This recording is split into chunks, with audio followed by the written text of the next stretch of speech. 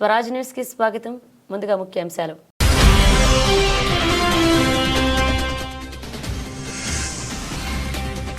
అలాంటి దేశాలతో వ్యాపారం చేయరు. Donald Trump serious warning.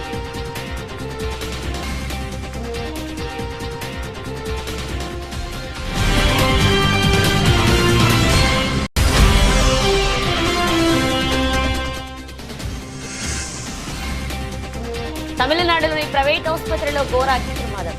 7 సజీవ దహనం.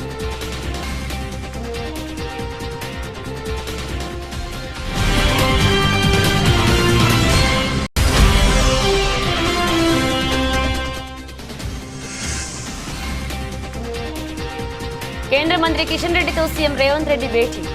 కీలక విషయాల ప్రస్తావన. నవోదయాల విషయంలో ప్రధానికి సీఎం కృతజ్ఞతలు.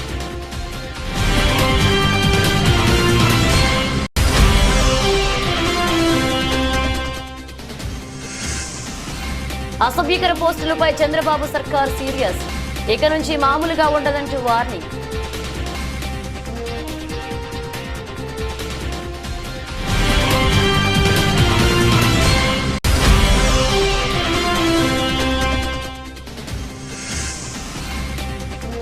పాకిస్తాన్ కోచ్గా జేసన్ గిలెస్పీ రాజీనామా. తాత్కాలిక కోచ్గా ఆకిబ్ జావేద్.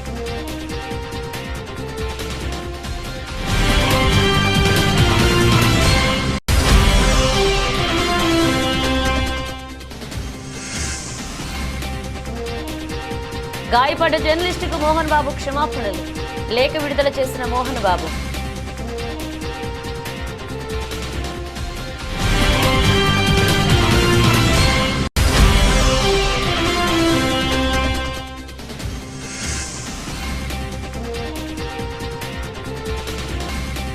డాలర్లకు భారీ డిమాండ్. ఆల్ టైమ్ కనిష్టానికి రూపీ విలువ.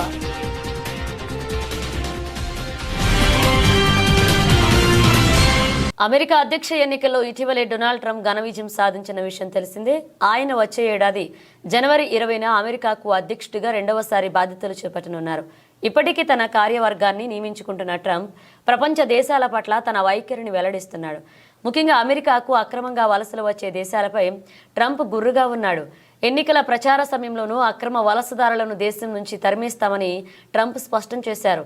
తాను అధ్యక్షుడిని అయితే దేశ చరిత్రలోనే అతిపెద్ద ఆపరేషన్ చేపట్టి కనీసం 10 లక్షల మందికి పైగా అక్రమ వలసదారులను వెనక్కు పంపించడం ఖాయము అని ట్రంప్ ఎన్నికల ప్రచారంలో ప్రకటించారు. ప్రస్తుతం ఆయన విజయం సాధించడంతో అక్రమ వలసదారులను వారి వారి దేశాలకు పంపించేలాగా ప్రణాళికలు సిద్ధం చేస్తున్నారు. అమెరికా అధ్యక్షుడిగా మరికొద్ది రోజుల్లో బాధ్యతలు చేపట్టనున్న డొనాల్డ్ ట్రంప్ను Time magazine person of the year అవార్డుకు ఎంపిక చేసింది. ఈ సందర్భంగా ఈ మ్యాగజైన్కు ఇచ్చిన ఇంటర్వ్యూలో ట్రంప్ కీలక వ్యాఖ్యలు చేశారు. అక్రమ వలసలపై ఘాటుగా స్పందించారు. వలసదారులను వెనక్కి తీసుకువెళ్లని దేశాలతో తాను వ్యాపారం చేయబోనని ట్రంప్ పేర్కొన్నాడు. గతంలో ఎన్నడూ చూడని విధంగా దేశంలోకి వలసదారులు వస్తున్నారు. వీరిపై చట్టపరంగా ఎలాంటి చర్యలు తీసుకోవడానికైనా వెనుకాడబోను అని మరొకసారి ట్రంప్ స్పష్టం చేశారు. అమెరికాలో అక్రమంగా వలస వచ్చే వారిని తిరిగి వారి దేశానికి పంపిస్తా, వలసల కట్టడిపై చర్యలు తీసుకునే దేశాలతో వ్యాపార సంబంధాలు కొనసాగించలేము అంటూ ట్రంప్ పేర్కొన్నారు. ఇటీవలే ట్రంప్ మాట్లాడుతూ, నేను అధ్యక్ష బాధ్యతలు చేపట్టిన తొలి రోజు నుంచే పుట్టుకతో సంక్రమించే పౌరసత్వం అంశంపై దృష్టి సారిస్తా అని చెప్పారు. అమెరికా రాజ్యాంగంలోని 14వ సవరణలో పొందుపరిచిన జన్మ హక్కు పౌరసత్వం రద్దు చేయాలని యోచిస్తున్నట్లుగా ట్రంప్ పేర్కొన్నారు. ఆ నిర్ణయం అమల్లోకి వస్తే చెల్లుబాటు అయ్యే పత్రాలు లేకుండా యుఎస్లో తల్లిదండ్రులను జన్మించిన వారికి అమెరికా పౌరసత్వం లభించదు.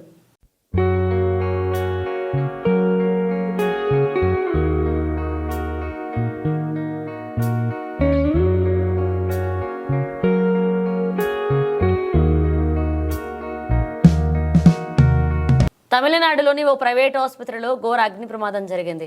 ఆసుపత్రిలో మంటలు చెలరేగాయి. ఈ ఘటనలో 7 సజీవ దహనమయ్యారు. 20 మందికి గాయాలయ్యాయి. వారిని మరొక ఆసుపత్రికి తరలించి చికిత్స అందిస్తున్నారు. పలువురు రోగులు, సిబ్బంది మంటల్లో చిక్కుకున్నారు. అక్కడ సహాయక చర్యలు కొనసాగుతున్నాయి. దిండిగల్ తిరుచి హైవేపై ఈ ఘటన జరిగింది. సమాచారం అందుకున్న అగ్నిమాపక సిబ్బంది వెంటనే రంగంలోకి దిగింది. మంటలను అదుపు చేసే ప్రయత్నం చేస్తున్నారు.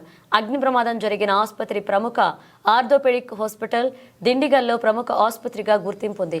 గ్రౌండ్ ఫ్లోర్లోని రిసెప్షన్ ఏరియాలో షార్ట్ సర్క్యూట్ కారణంగా మంటలు చెలరేగి ఉండొచ్చని చెప్తున్నారు.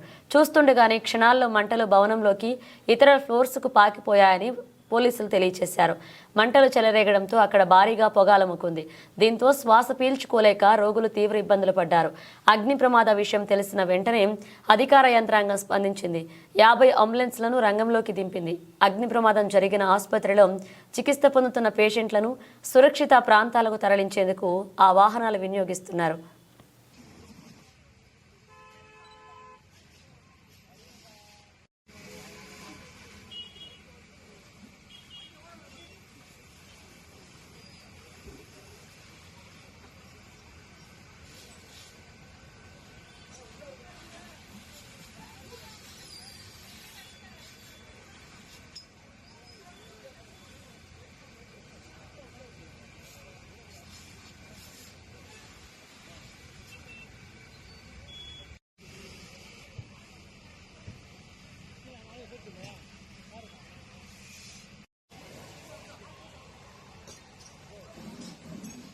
ఢిల్లీలో తెలంగాణ సీఎం రేవంత్ రెడ్డి పర్యటన కొనసాగుతుంది. పలువురు కేంద్ర మంత్రులు, పార్టీ పెద్దలను కలిసే పనిలో ముఖ్యమంత్రి బిజీగా ఉన్నారు.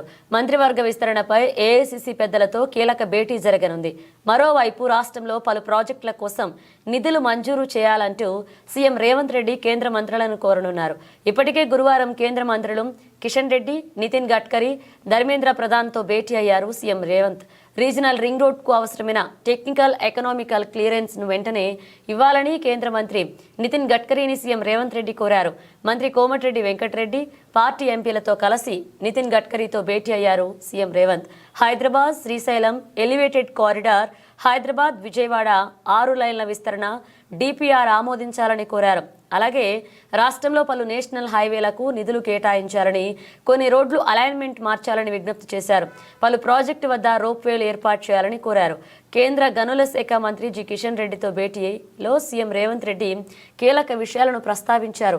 రీజనల్ రింగ్ రోడ్ మొత్తానికి కేంద్ర కేబినెట్ ఆమోదం, రేడియల్ రోడ్లు, మెట్రో ఫేజ్ 2, అలాగే మూసీ రివర్ ఫ్రంట్కు కేంద్ర సహాయం, మూసీ గోదావరి నదుల అనుసంధానం, Hyderabad sewerage master plan, Warangal underground డ్రైనేజీకి చేయూత, సింగరేణికి గనుల కేటాయింపు చేయాలని కోరినట్లుగా సీఎం రేవంత్ రెడ్డి తెలిపారు.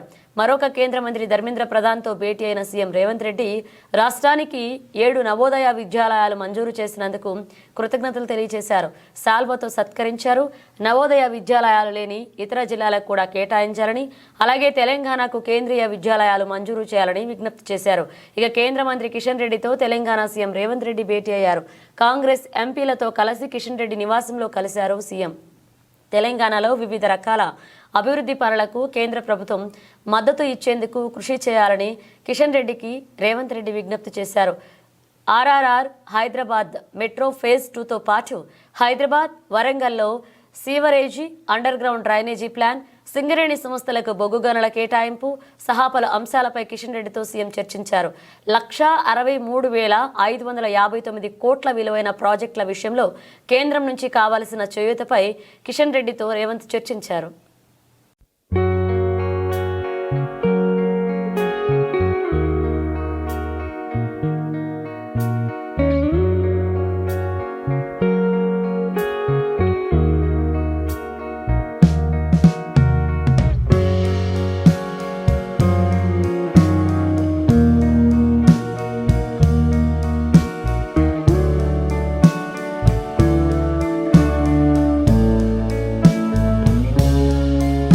సోషల్ మీడియాలో అసభ్యకర పోస్టులపై కూటమి ప్రభుత్వం ఉక్కుపాదం మోపుతోంది. సోషల్ మీడియా వేదికగా రెచ్చిపోయిన పలువురిని ఇప్పటికే అదుపులోకి తీసుకుని విచారిస్తున్నారు అధికారులు. దీనిపై ఇప్పుడు కీలక నిర్ణయం తీసుకుంది ప్రభుత్వం. సోషల్ మీడియాలో అసభ్యకర పోస్టులు, నేరస్తుల ప్రవర్తన, సైబర్ నేరాలపై ఆంధ్రప్రదేశ్ ప్రభుత్వం దృష్టి సారించింది. 2 రోజుల పాటు జరిగిన కలెక్టర్ల సమావేశంలో సోషల్ మీడియా అంశంపై సుదీర్ఘ చర్చ జరిగింది. ఈ భేటీలో సోషల్ మీడియాలో రెచ్చిపోతున్న సైకోలను నియంత్రించేందుకు కఠిన చర్యలు తీసుకోవాలని మంత్రి నాదెండ్ల మనోహర్ సీఎంను కోరారు. సోషల్ మీడియా అసభ్యకర పోస్టుల నియంత్రణకు ప్రత్యేక చట్టాన్ని తీసుకురావాల్సిన అవసరం ఉందని మంత్రి నాదెండ్ల అభిప్రాయపడ్డారు. ఇది దేశానికి మార్గదర్శకంగా నిలవాలి అని సీఎంను కోరారు. మంత్రి విజ్ఞప్తికి ముఖ్యమంత్రి చంద్రబాబు అంగీకారం తెలిపారు. అక్కడే కీలక నిర్ణయం తీసుకున్నారు. సోషల్ మీడియా సైకోలపై చర్యలు తీసుకోవడం అత్యవసరమన్నారు సీఎం. ఈ విషయాన్ని కేవలం రాష్ట్ర పరిమితులలోనే కాకుండా దేశవ్యాప్తంగా కూడా అనుసరించగల మార్గదర్శక విధానాలను రూపొందించాలన్నారు. సోషల్ మీడియాలో ప్రముఖులను, ఇన్స్టిట్యూషన్లను, ఆధ్యాత్మిక సంస్థలను తప్పుగా ప్రచారం చేస్తున్న వ్యక్తులపై తీవ్ర ఆగ్రహాన్ని వ్యక్తం చేశారు సీఎం. ముఖ్యంగా బ్రహ్మకుమారిల క్యారెక్టర్ను దెబ్బతీసే విధంగా ప్రవర్తించటపై ఆందోళన వ్యక్తం చేశారు సీఎం. సోషల్ మీడియా సైకోలను పులు స్టాప్ పడేలాగా కఠిన చర్యలు తీసుకోవాలి అంటూ ఎస్పీలను ఆదేశించారు. ఇక దీనికోసం ప్రత్యేక కేబినెట్ సబ్ కమిటీ ఏర్పాటు చేశారు. కమిటీలో సభ్యులుగా ఐటీ మంత్రి లోకేష్, నాదెండ్ల మనోహర్, హోంమంత్రి అనిత, ఆరోగ్య శాఖ మంత్రి సత్యకుమార్ యాదవ్ను నియమించారు. సోషల్ మీడియా వేదికగా సైకో చేష్టలు చేయకుండా కేబినెట్ సబ్ కమిటీల నిర్ణయాలు తీసుకుని అమలు పరచాలన్నారు సీఎం. సోషల్ మీడియా సైకోలపై ప్రభుత్వం తీసుకునే చర్యలు దేశానికి ఆదర్శం కావాలని సీఎం సూచించారు. సోషల్ మీడియాలో అసభ్యకర పోస్టులను అరికట్టి ప్రజల గౌరవాన్ని, నైతిక విలువలను కాపాడడం ప్రభుత్వ లక్ష్యమని సీఎం చంద్రబాబు అభిప్రాయపడ్డారు. మార్కెటింగ్ కోసం డీప్ టెక్నాలజీ పోవాలని they are coming with investment there CRDA all of you has to be proactive. నేను ఒకరిని కాదు, ఇక్కడ ఆల్ డిపార్ట్మెంట్స్ రీఓరియంటేషన్ వస్తే తప్ప ఇది సాధ్యం కాదు. ఇది నాకేం సంబంధం, ఎవరు వస్తే నాకేంటి, నేను కలెక్టర్ని లేకపోతే సెక్రటరీని, నేను మంత్రిని, అందరూ నా దగ్గర రావాలి అంటే మీకంటే బెటర్గా ఉండాలి దగ్గరికి వెళ్తారు. It is a competitive world. Competitive వరల్డ్లో ఎప్పుడు కూడా ఒకప్పుడు మన రాష్ట్రానికి ఇన్వెస్ట్మెంట్కి రావాలంటే భయపడేవాళ్ళు. దేనికి? ఆస్తులు సెటిల్మెంట్లు అయినాయి, పోర్ట్లు సెటిల్మెంట్ అయినాయి, ఇండస్ట్రీస్ని చేంజ్ చేశారు. ఏంటి నెపం ఏంటి? పొలిటికల్గా కావాలని వెనకబడి వాళ్ళందరినీ చేంజ్ చేస్తే ఈ రాష్ట్రంలో పెట్టాలి అనుకున్న వాళ్ళు కూడా వేరే రాష్ట్రాలకు వెళ్ళారు. పోతూ పోతూ కామెంట్ చేసి వెళ్ళారు. ఇంకా సత్యన ఆంధ్రప్రదేశ్గా రాము అని చెప్పేసి వెళ్ళారు. అంటే what it indicates? That is the credibility we have lost. అది రీబిల్డ్ చేయాలంటే మీ అందరిలో ఒక పాజిటివ్గా మళ్ళీ వస్తే తప్ప కొన్ని కంప్లైంట్స్ వస్తున్నాయి అక్కడక్కడ. మీరు అన్ని బాగా మాట్లాడుతున్నారు సార్, మీరు చెప్తున్నారు, మీ వాళ్ళు లెక్క పెట్టుకోవడం లేదు. That attitude has to go. లేకపోతే 6 నెలలు బిజీగా ఉన్నాం, ఇప్పుడు ఇవ్వం, తర్వాత చూద్దాంలే. మనం ఏంటంటే ప్రతి ఒక్కరు speed of doing business. Ashoka cinema theatre ఆవరణంలో వేముల అశోక్ షాపును కూల్చిన సందర్భంగా తెలంగాణ లఘు చిత్రాల నిర్మాతల మండలి, Telangana short film making welfare association సభ్యులు అశోక్కు జరిగిన అన్యాయాన్ని తెలుసుకుని రావడం జరిగింది. ఎలా జరిగింది, ఏమిటి అనే విషయాలు తెలుసుకుని ఈ సందర్భంగా వారు మాట్లాడుతూ ప్రస్తుత ప్రభుత్వం వేముల అశోక్ ఆస్తిని కూల్చడం అన్యాయము అని, వారికి న్యాయం జరిగేంత వరకు వారికి మద్దతుగా నిర్మాతల మండలి అధ్యక్షులు అశోక్ రావు, కోశాధికారి చిరంజీవి రెడ్డి, కనివేని శ్రీనివాస్, కనపర్తి శ్రీనివాస్, కలర్ సత్తన్న తదితరులు ఈ సమస్య సీఎం వద్దకు తీసుకుని వెళ్లి న్యాయం జరిగేలాగా మేమంతా కృషి చేస్తామని, కళాకారుల పక్షాన వారికి మద్దతు తెలిపి భవిష్యత్తులో కూడా పెద్ద ఉద్యమం చేస్తామని భరోసా ఇవ్వడం జరిగింది. ఇవాళ కరీంనగర్ నుండి షార్ట్ ఫిల్మ్ ప్రొడ్యూసర్ అసోసియేషన్ నుండి మరియు short films film makers welfare association నుండి ఇవాళ మా మిత్రులు రావడం జరిగింది. వాళ్ళు ఈటీవీలో, V6లో మరి మీడియాలో వచ్చినటువంటి వార్తల్ని చూసి మా తోటి కళాకారుడికి ఇంత అన్యాయం జరిగింది ఈ ఊర్లో అని చెప్పి తెలిసి వాళ్ళు రావడం జరిగింది. ఇవాళ నేను చెప్తున్నాను, నేను ఇక్కడ ఈ ప్రజలకి ఏం అన్యాయం చేశాను. 1965లో ఈ థియేటర్ తీసుకొని ఒక చట్టబద్ధమైన లీజ్ తీసుకొని దీనిలో థియేటర్ కట్టుకొని మరి కాలానికి అనుగుణంగా ఒక కొత్త థియేటర్ కట్టుకోవడం కోసం మేము కావాల్సినటువంటి పర్మిషన్ల కోసం సింగరేణి వద్ద నుండి మేము ఎదురు చూస్తూ ఉన్నాం. ఈ క్రమంలోనే మరి ఎమ్మెల్యే గారు తన సొంత చొరవ తీసుకొని ఇదేం రోడ్ వైండింగ్ కాదు, ఇది దేనికి సంబంధం లేదు, మమ్మల్ని మా లీజు క్యాన్సిల్ చేయాలన్నా ఫస్ట్ మాకు తెలియజేయాలి సింగరేణి కంపెనీ, మమ్మల్ని ఇక్కడి నుంచి వెకెట్ చేయించాలి. వెకెట్ చేయకుండా తన ఇష్టారాజ్యంగా ఒక అర్ధరాత్రి వచ్చి మార్చి 23వ తారీఖు 11 గంటలకు వచ్చి ఒక 20-30 మందితో వచ్చి ఆ థియేటర్ను కూర్చోడం జరిగింది. ఆ థియేటర్ను కూర్చోడానికి గ్రూప్ 2 పరీక్షల నిర్వహణ విధులకు కేటాయించిన అధికారులు పరీక్షా కేంద్రాల వద్ద పకడ్బందీగా విధులు నిర్వహించాలని హన్మకొండ జిల్లా అదనపు కలెక్టర్ ఏ వెంకటరెడ్డి అన్నారు. హన్మకొండ జిల్లా కలెక్టరేట్లోని కాన్ఫరెన్స్ హాల్లో ఈ నెల 15, 16 తేదీల్లో జరగనున్న గ్రూప్ 2 పరీక్షల నిర్వహణపై అధికారులతో సమావేశాన్ని నిర్వహించారు. ఈ సందర్భంగా జిల్లా అదనపు కలెక్టర్ వెంకటరెడ్డి మాట్లాడుతూ గ్రూప్ 2 పరీక్షా కేంద్రాల వద్ద అభ్యర్థులు హాల్ టికెట్, ఫోటో గుర్తింపును క్షుణ్ణంగా తనిఖీ చేయాలన్నారు. ఈ సందర్భంగా పరీక్షా కేంద్రాల వద్ద నిర్వహించాల్సిన విధులు సంబంధించిన నియమ నిబంధనలు, మార్గదర్శకాలను అధికారులకు వివరించారు. ఈ సమావేశంలో స్పెషల్ డిప్యూటీ కలెక్టర్ రవి, పరీక్షల రీజనల్ కోఆర్డినేటర్లు professor Sadanandam, professor Anand Kishore, collectorate AO Gaurishankar, ఇతర అధికారులు పాల్గొన్నారు. హడావుడికి టైం చూసుకోవాలి, టైం ప్రాంతం వెళ్ళిపోయినా సరే ఇక్కడ అది టైం దగ్గర కావాలి, కంటిన్యూ కావాలి చూసుకోవాలి. అదేవిధంగా మొబైల్ డిపాజిట్ కూడా కౌంటర్ పెట్టాలి. మొబైల్ డిపాజిట్ కూడా కౌంటర్ ఖచ్చితంగా పెట్టాలి. ఈ చీఫ్ సూపరింటెండెంట్స్ ఇవన్నీ కూడా. ఇంకొకటి ముఖ్యంగా 14వ తారీఖు నాడు అందరి ఇన్విజిలేటర్స్ మనకు 15వ తారీఖు కాబట్టి 1 డే బిఫోర్ అందరి ఇన్విజిలేటర్స్కి ట్రైనింగ్ కంపల్సరీ ఇవ్వాలి. Specific candidate specific OMR exams ఉంటాయి కాబట్టి ఇది ఒక ఓఎంఆర్ క్వశ్చన్ పేపర్ 2 ఖచ్చితంగా పెట్టుకోవాలి. బయోమెట్రిక్ ఎక్కడ కూడా ఎగ్జామినేషన్ కండక్ట్ చేయకూడదు. This is important instructions. దీని అందరూ కూడా ఇది ఎవరికి ఏదైతే ఇచ్చినామో ప్రాపర్గా ఒకసారి 1కి 4 సార్లు చదువుకోండి. అందులో ఏమైనా ఉంటే మీకు టోల్ ఫ్రీ నెంబర్స్ ఉన్నాయి, BGPS నెంబర్స్ కూడా ఉన్నాయి, అక్కడ అడిగి క్లారిఫై చేసుకోవచ్చు. ములుగు జిల్లాలోని వసతి గృహాల రెసిడెన్షియల్ కేజీపీవీ పాఠశాలలో నూతన డైట్ కార్యక్రమాన్ని పండగ వాతావరణంలో నిర్వహించాలని గురువారం జిల్లా కలెక్టర్ దివాకర్ అన్నారు. ఈ నెల 14న గురుకుల హాస్టల్లో ప్రత్యేక కార్యక్రమాన్ని నిర్వహిస్తామన్నారు. ఈ కార్యక్రమానికి విద్యార్థులు, తల్లులు హాజరై విజయవంతం చేయాలని కోరారు. ప్రభుత్వం గురుకుల హాస్టల్స్ విద్యార్థులకు 40% డైట్ ఛార్జీలను పెంచిందన్నారు. ఈ సమావేశంలో మండల ప్రత్యేక అధికారులు, తహసీల్దార్లు, ఎంపీడీఓలు, సంబంధిత శాఖల అధికారులు పాల్గొన్నారు. నీట్ అండ్ క్లీన్ గా ఉండాలి. Entire premises neat and clean గా ఉండాలి. బయట పరిశుభ్రత కన్సర్న్డ్ లోకల్ గ్రామ పంచాయతీ నుంచి పిలిచి మేము ఆల్రెడీ ఎంపీఓస్ కి ఇన్స్ట్రక్షన్ ఇవ్వడం జరిగింది. మీరు కన్సర్న్డ్ ఎంపీఓ ద్వారా మాట్లాడి వాళ్ళని పిలుచుకొని ఎంటైర్ బయట ప్రెమిసెస్ క్లీన్ గా పెట్టుకోవాలి. లోపల ప్రెమిసెస్ మీ ఏరియా, బోర్డింగ్ ఏరియా, వాళ్ళు పిల్లలు ఉండే ఏరియా అవన్నీ మీరు క్లీన్ చేసుకుని పెట్టుకోవాలి. Entire premises must be neat and clean. Okay. తర్వాత నెక్స్ట్ పాయింట్, మీరందరూ హాస్టల్ గ్రూప్ లో ఈరోజు యాడ్ అవుతున్నారు. మిగిలిన వాళ్ళు ఎవరెవరు ఉన్నారో ఇక్కడే ఉండండి. హాస్టల్ గ్రూప్ లో యాడ్ అయిన తర్వాత మీరు వెళ్ళండి. మీకు ఒక డేటా ఇవ్వడం జరుగుతుంది. ఏ హాస్టల్ కి ఎవరు చీఫ్ గెస్ట్ ఉన్నారు, ఎవరు సూపర్వైజింగ్ ఆఫీసర్ ఉన్నారు అని మేము ఇవ్వడం జరుగుతుంది. మండల్ స్థాయి అధికారులు, ఎంపీడీఓ, ఎంపీఓ, ఎంఆర్ఓ వీళ్ళకి 4-5 హాస్టల్స్ రెసిడెన్షియల్స్ గ్రూప్ ప్రకారంగా సూపర్వైజింగ్ ఆఫీసర్ ఇచ్చాము. చీఫ్ గెస్ట్ ని ఆయా దగ్గర ఉన్న జీపీ స్పెషల్ ఆఫీసర్స్ ని చీఫ్ గెస్ట్ గా మనము ఇవ్వడం జరిగింది. చీఫ్ గెస్ట్ గా వాళ్ళు మీ ఇన్స్టిట్యూషన్ ని వచ్చి వాళ్ళు విజిట్ చేస్తారు.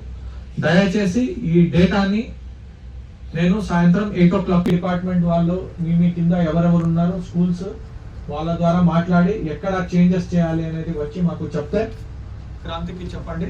ఆయన చేంజ్ చేసి ఆ లిస్ట్ ఫైనలైజ్ చేసి మీకు పంపిస్తారు. ఈ రోజు సాయంత్రం మీ పని అయిపోవాలి. రేపటికల్లా నాకు లిస్ట్ ఫ్రీజ్ అవ్వాలి by 12 o'clock in the afternoon. అర్థమైందా? So that there are no more changes in this particular activity. తర్వాత 14th రోజు రాసుకోవాలి.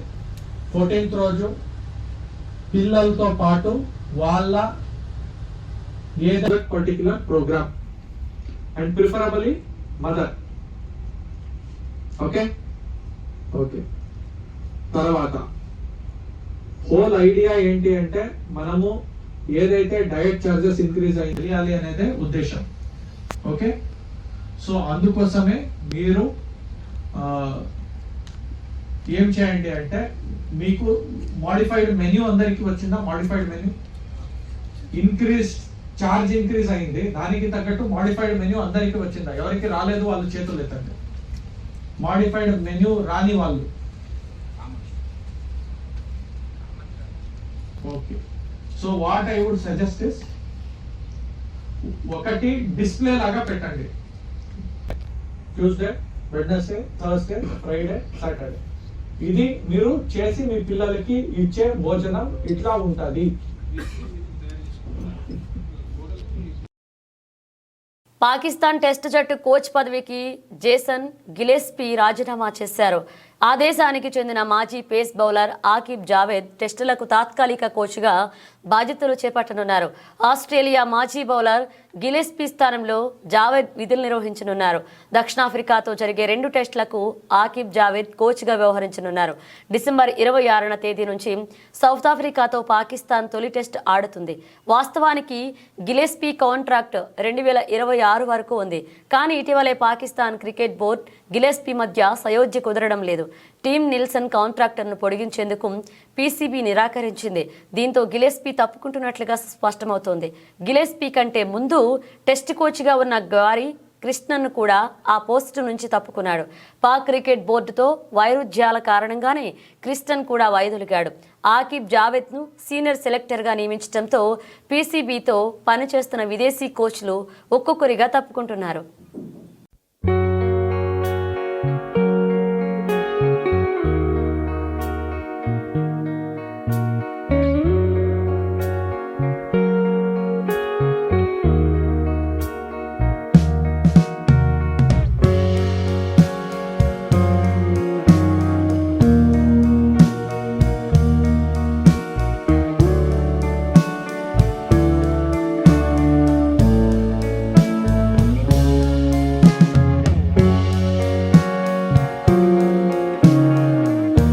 మంచు ఫ్యామిలీలో జరుగుతున్న గొడవల నేపథ్యంలో సినీ నటుడు మంచు మోహన్ బాబు జర్నలిస్టుపై దాడి చేసిన విషయం తెలిసిందే. ఈ దాడి ఘటనలో టీవీ9 జర్నలిస్ట్ రంజిత్కు తీవ్ర గాయాలయ్యాయి. ఈ ఘటనతో ఆగ్రహించిన జర్నలిస్ట్ సంఘాలు మోహన్ బాబు క్షమాపణ చెప్పాలంటూ డిమాండ్ చేస్తున్నాయి. ఈ నేపథ్యంలో దాడి ఘటనలో గాయపడిన జర్నలిస్టుకు మోహన్ బాబు ఎట్టకేలకు క్షమాపణలు చెప్పారు. ఈ మేరకు ఎక్స్ వేదికగా బహిరంగ లేఖ విడుదల చేశారు. కుటుంబ వివాద ఘర్షణకు దారితీస్తున్నట్లుగా చెప్పారు. ఈ ఘటనతో ఓ జర్నలిస్టు సోదరుడు గాయపడడం తనకు బాధ కలిగించిందన్నారు. ఈ ఘటన తర్వాత అనారోగ్యం కారణంగా 48 గంటల పాటు ఆసుపత్రిలో చేరడంతో వెంటనే స్పందించలేకపోయారని వివరణ ఇచ్చారు. ఆ రోజు తన ఇంటి గేటు విరిగిపోయిందని, దాదాపు 30 నుంచి 50 మంది వ్యక్తులు ఇంట్లోకి చొచ్చుకొచ్చినట్లుగా వివరించారు. ఆ సమయంలో సహనాన్ని కోల్పోయినట్లుగా చెప్పారు. పరిస్థితి అదుపు చేసే క్రమంలో జర్నలిస్టుకు గాయమైందని, ఇది చాలా దురదృష్టకరమన్నారు. అతనికి ఆయన కుటుంబానికి కలిగిన బాధకు తాను తీవ్రంగా చింతిస్తున్నట్లుగా చెప్పారు. ఈ మేరకు హృదయపూర్వకంగా క్షమాపణలు కోరుతున్నట్లుగా లేఖలో పేర్కొన్నారు. గాయపడ్డ జర్నలిస్ట్ త్వరగా కోలుకోవాలని ఈ సందర్భంగా మోహన్ బాబు ఆకాంక్షించారు.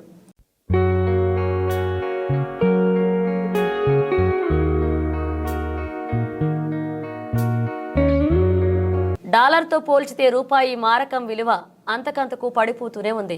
గురువారం మరొక 5 పైసలు దిగజారి ఫారెక్స్ మార్కెట్లో ఆల్ టైమ్ కనిష్టాన్ని తాకుతూ 84.88 వద్ద క్షీణించింది. అంతర్జాతీయంగా ముడి చమురు ధరల్లో పెరుగుదల, విదేశీ పెట్టుబడుల ఉపసంహరణలు, దేశీయ స్టాక్ మార్కెట్ల నష్టాలు రూపీని ఒత్తిడికి గురిచేశాయి. ఈ క్రమంలోనే విదేశీ బ్యాంకులు దిగుమతిదారుల నుంచి డాలర్లకు భారీగా డిమాండ్ కనిపించింది. నిజానికి అమెరికా అధ్యక్ష ఎన్నికల్లో డొనాల్డ్ ట్రంప్ విజయం సాధించిన దగ్గర నుంచి కరెన్సీ మార్కెట్లో డాలర్ పరుగులు మొదలయ్యాయి. ఇదే సమయంలో ఇతర దేశాల కరెన్సీల పతనం కూడా ఆరంభమైంది. ముఖ్యంగా ఆసియా దేశాల్లోని అన్ని కరెన్సీల విలువ క్రమేణా పడిపోతుందని ఫారెక్స్ ట్రేడర్లు గుర్తు చేస్తున్నారు. బ్రెజిల్, రష్యా, ఇండియా, చైనా సభ్య దేశాలపై 100% సుంకాల పెంపు ఉంటుందని ట్రంప్ హెచ్చరించడమే కారణమంటున్నారు. గడిచిన 4 రోజుల్లో 3 రోజులు రూపీ నష్టాలకే పరిమితమైంది. మిగతా ఆ ఒక్కరోజు ఎక్కడిదక్కడే ఉంది. ఇక ఈ 3 రోజులు ట్రేడింగ్లో డాలర్తో పోల్చితే రూపాయి మారకం విలువ 27 పైసలు కోల్పోవడం గమనార్హం. సోమవారం ఒక్కరోజే 20 పైసలు క్షీణించగా బుధ, గురువారాల్లో మరొక 7 పైసలు పతనమైంది. భారతీయ క్యాపిటల్ మార్కెట్ నుంచి తరలిపోతున్న విదేశీ పెట్టుబడులపై సైతం మార్కెట్ సెంటిమెంట్ను దెబ్బతీస్తున్నట్లుగా ఫారెక్స్ ట్రేడర్లు చెప్తున్నారు. మరొక వైపు కరిగిపోతున్న దేశంలోని ఫారెక్స్ రిజర్వర్లు సైతం పరిస్థితుల్ని మరింతగా దిగజార్చుతున్నాయి. ఈ ఏడాది సెప్టెంబర్ 28న 704.885 బిలియన్ డాలర్లతో ఆల్ టైమ్ హైలో ఉన్న ఫారెక్స్ రిజర్వులు గత నెల 22న 656.582 బిలియన్ డాలర్లకు క్షీణించాయి. దాదాపు 2 నెలల్లోనే 48.30 బిలియన్ డాలర్లు హరించుకుపోయాయి.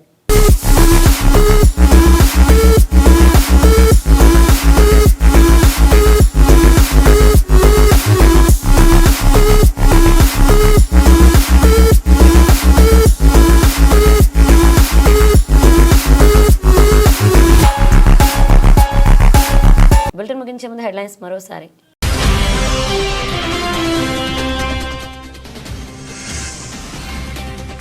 అలాంటి దేశాలతో వ్యాపారం చేయదు, డొనాల్డ్ ట్రంప్ సీరియస్ వార్నింగ్.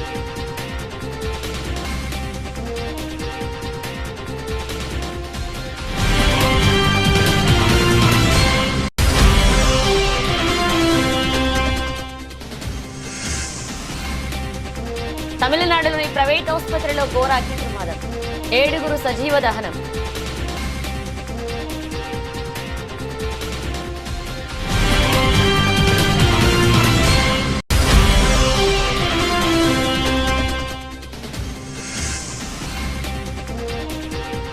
కేంద్ర మంత్రి కిషన్ రెడ్డితో సీఎం రేవంత్ రెడ్డి భేటీ, కీలక విషయాల ప్రస్తావన, నవోదయాల విషయంలో ప్రధానికి సీఎం కృతజ్ఞతలు.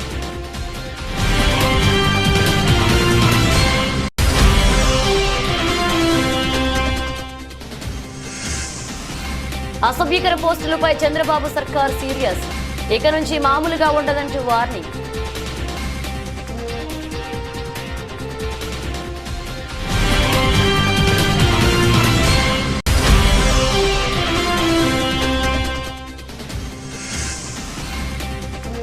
పాకిస్తాన్ కోచ్గా జేసన్ గిలెస్పీ రాజీనామా, తాత్కాలిక కోచ్గా ఆకిబ్ జావేద్.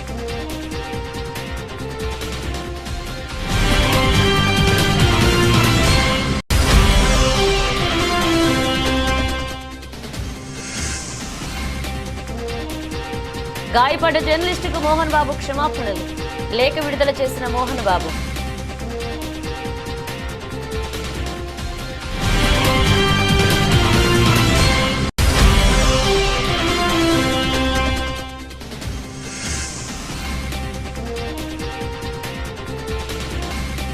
డాలర్లకు భారీ డిమాండ్, ఆల్ టైమ్ కనిష్టానికి రూపీ విలువ.